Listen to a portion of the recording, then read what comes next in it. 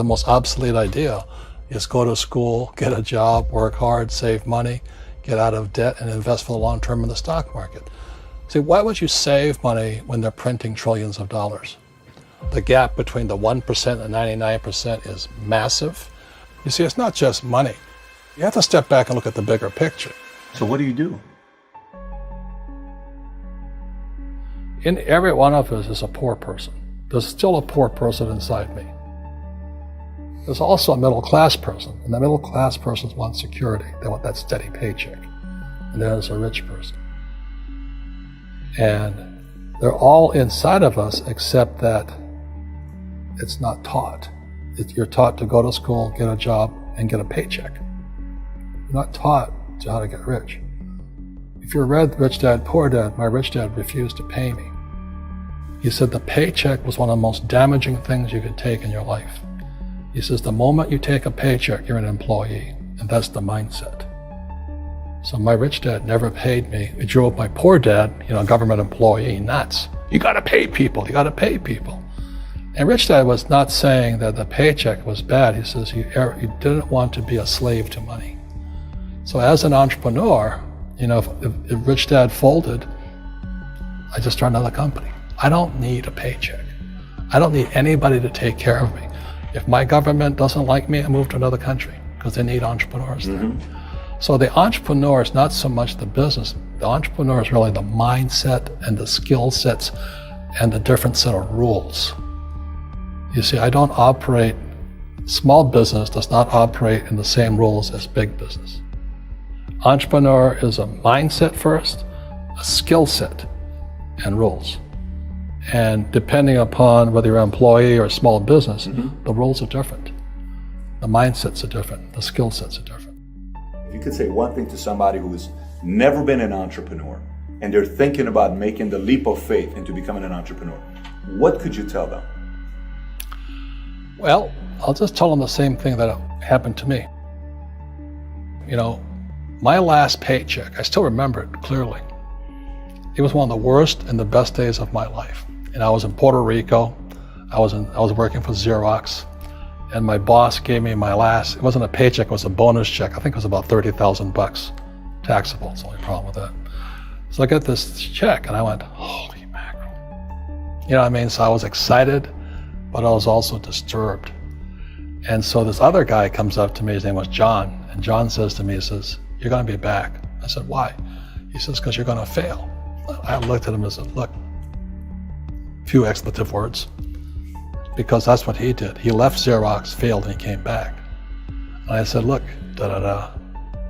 you failed and you came back, but I'm gonna fail and I'm never coming back. And that's the attitude. Do you know what I mean? If you say, well, if I fail, I'll go back to mommy and daddy, then that's what you'll do. So if you fail, that's when I became an entrepreneur, because I had no money. I had no money for years. I didn't have a paycheck. But that's what my rich dad encouraged me to do. He says, when you don't have this paycheck, you get hungrier, smarter, and it's a test of your character. Will you become a crook? Will you become dishonest? Will you cheat and steal? Or will you become a better human being? So really, that's the benefit of becoming an entrepreneur, is you really find out who you are when you don't have anything. So you always have to look at the big picture. Too many people look at, well, what's going to happen to me? Well, you look at the big picture, you're also going to know that when something bad happens, something good's going to happen. But you got to prepare for whatever is coming. If you think next 20 years will be like the last 20 years, you're going to get creamed. When you and I go to the supermarket and we buy a carton of milk, we always check for the expiration date. But most people do not check for the expiration date on their brains. Instead of get out of debt, I get into debt. I just refinanced $300 million in debt. I went from 5% to 2.5% interest. I made a fortune.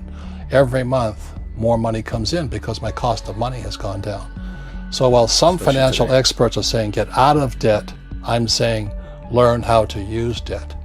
See, when I came back from in Vietnam in January of '73, the first thing my rich dad said to me was go to school to learn how to invest in real estate. It wasn't real estate, it was how to use debt and taxes.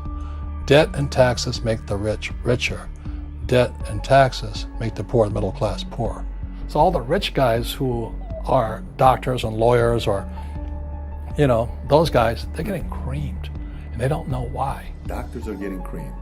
Oh yeah, they're making more money, but the take home is less. Sure. My doctor just yelled at me. He was happy. He says, "Oh, guess what? I finally made $1 million." And I said, "Yeah, this was just 3 weeks ago." And so I said, "Yeah, well, how much you pay in tax?" He says, $750,000 in taxes.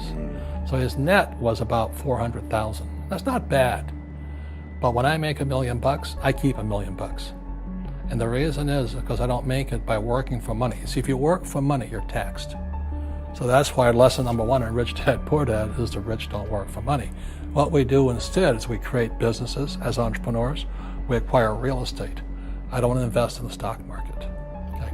So the reason is because as entrepreneurs, I have more control over my income, how much I make, and how much I pay in taxes. And because I'm an entrepreneur as well as an investor in real estate, I pay 0 tax. So every time I make, let's say, $1 million as an entrepreneur, I immediately invested in real estate and I have a 4-to-1 step up. So I put $1 million in real estate, I get $4 million from the bank. That's why I love banks. But the banks are screwing everybody else, terrible, but it's good for me. That's why you say when you print, it's good for you, but when you print, it's bad for people that work for money. Because when you print, savers get creamed and people who work for money get creamed. When they print, debtors get rich. You see, debt and taxes make the rich richer, and debt and taxes make the poor middle class poorer. When we have obsolete ideas, we get obsolete results. So what's happening for most people, the idea of going to school, getting a job, working hard, saving money, getting out of debt, buying your house because it's an asset, and investing for the long term, is obsolete.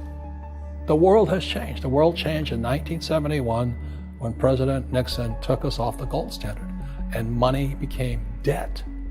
What if we get rid of school? Then what would happen? Would it be better if we had no educational system at all? No, I'm saying education is more important before. It's just obsolete. There's Moore's Law which states information doubles every 18 months. In other words, everything's obsolete 18 months. So, and this is just a recent phenomenon. So when you come out of school, you're already obsolete. And that's why I'm the old guy, I meet my friends who went to Harvard. I went to Harvard. I said, yeah, that was how long, 50 years ago? Today, the banks are charging you interest to save money. In other words, banks don't want your money because they printed too much of it. And that's why there's this bubbles in stocks and bubbles in real estate and all this. People are dumping the cash because, as I said in here, savers are losers and cash is trash. And yet people are, well, I want a high-paying job. Well, that's an obsolete idea. Get out of debt is an obsolete idea. You should learn how to get into debt, how to use debt to get rich, and they'll never teach you about taxes. The reason the 1% is way up here and the 99% are going this way is because when you print money, 2 things happen: inflation and taxes. It's crushing them. And any entrepreneur thinks, I'm just going to make money, I'm going to start a business and make a lot of money because of what we talk about. They really have got to smell the roses, man. That's not what the real entrepreneurs are doing. Most entrepreneurs, there's 28 million small business owners in America. 24 million are what are one-person entrepreneurs. They're called non-employee entrepreneurs. So and that's what happens is when people don't really understand what an entrepreneur does. So most big people are self-employed, but they're not really entrepreneurs. The self-employed pay the highest taxes of all, and nobody tells them that. Yeah, it's also called the entrepreneurial spirit, but what we were actually talking about was there's no such thing as a bad economy. There's external, you and I, we all have an external economy, but we also have an internal economy, and the willpower is to change our internal economy. So for me, I can see the good and I can see the bad. I don't really give a damn because I'm going to be rich anyway. But a poor person with a poor personal economy, all they're going to see is a bad economy because they don't know how to make money in any economy. And a middle class person, they have a middle class economy. What they want is a nice house and a steady paycheck and the job and the car. And so when you take their job away, to them, that's disaster. Well, since an entrepreneur doesn't have a job anyway, it's no big deal. So all I'm saying to people, and it's what Bucky Fuller taught me, is always two sides, you know what I mean? Unity is plural, at minimum two. So if you think the economy is bad, it's because your economy is bad. If you think that steady, employment is important, then you'll see an economy without jobs. Your economy versus the external economy. What you control versus what you can't control. I can control. Yeah, it's called an internal focus versus an external focus. So the real entrepreneur has an internal focus. That if they fall down, they say, "Oh, this is good, because I'm going to go up higher." The average person will fall down and say, "Oh, I'm going to take some Prozac," or somebody has a mistake. So, "Oh, the mistakes don't matter." Well, mistakes matter. It means you didn't know something. But a real entrepreneur, whether they fall down, they always can go up. They can stand back up and go higher.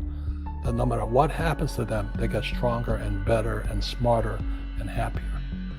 But a person with a weak internal mindset is that they're so afraid of what happens, it generally happens. Like, people who are afraid of losing their jobs, they generally lose their jobs. You know what I mean? Yeah, so everything you can comes through you. Yeah, so the entrepreneur first job is to control inside here, not outside there. The moment you take that paycheck, you're an employee. You've got to be stronger than that. It's about inside control.